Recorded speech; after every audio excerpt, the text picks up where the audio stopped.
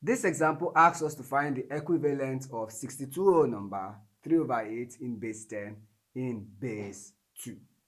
Now, in this case, you are seeing a mixed fraction. So to convert this, we'll first find the equivalent of the whole number, and then we'll go ahead to find the equivalent for the fraction separately, and then merge our answers together. So here's how it's done. Solution. Now, I will start with the whole number. So I draw my table, and then I would have 62. Now, let's divide repeatedly by 2, noting our remainders. So 2 in 62, that is 31, remainder 0. 2 in 31 is 15, remainder 1. 2 in 15 is 7, remainder 1. 2 in 7 is 3, remainder 1. 2 in 3 is 1, remainder 1. And then 2 in 1 is 0, remainder 1. Now let's write this up.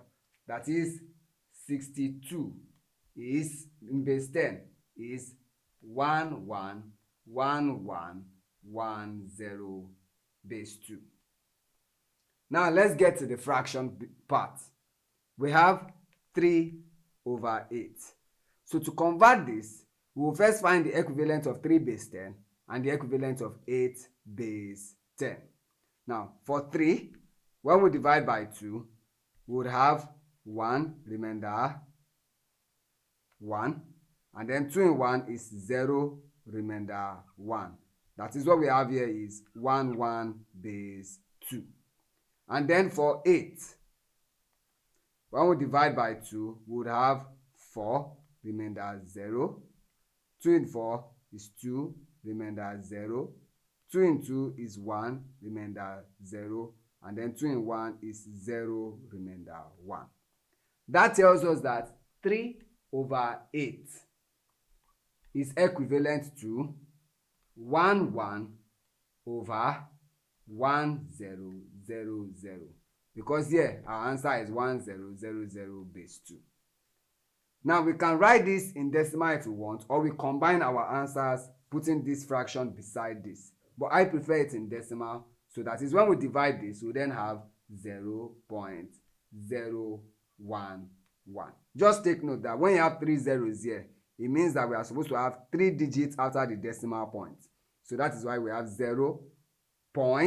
Now the 3 digits will be 011, since we have just 2 digits here.